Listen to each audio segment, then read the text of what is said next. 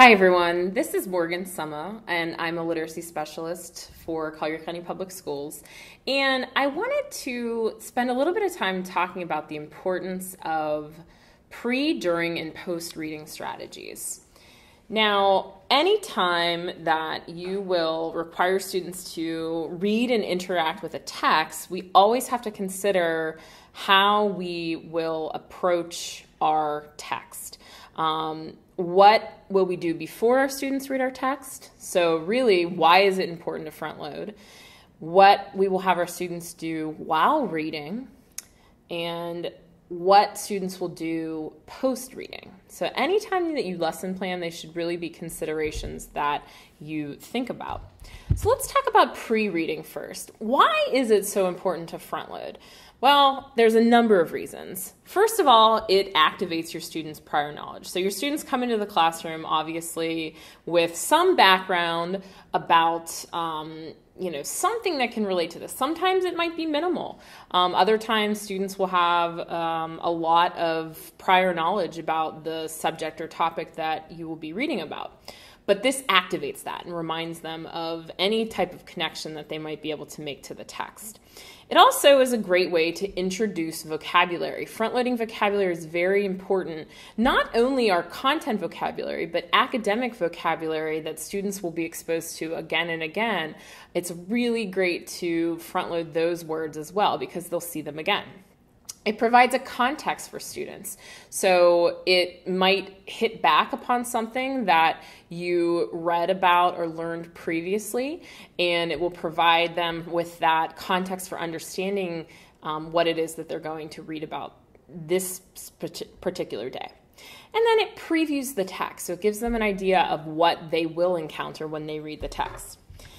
Before we launch into the reading of any type of text, we have to consider, why should I give my students a purpose for reading?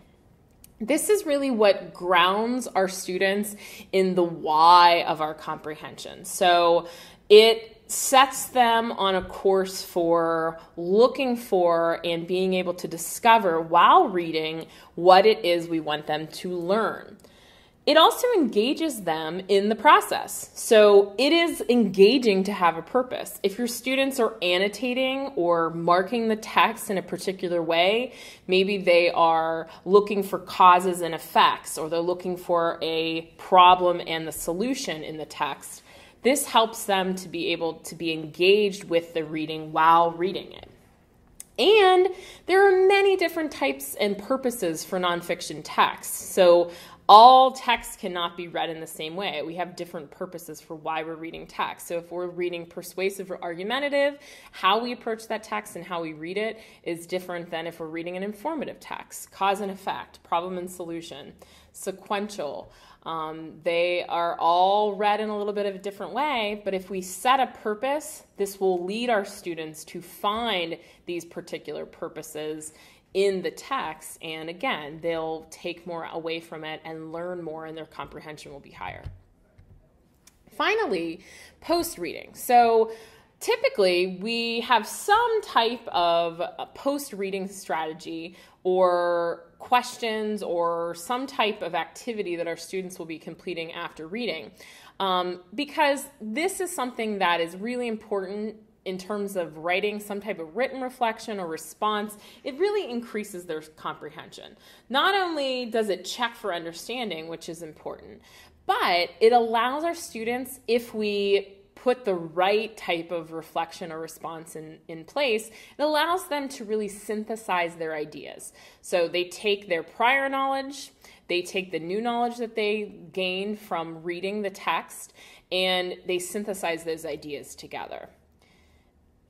It also requires students to interact with the text again. If they get additional exposure to the text, this will lead to longer lasting comprehension.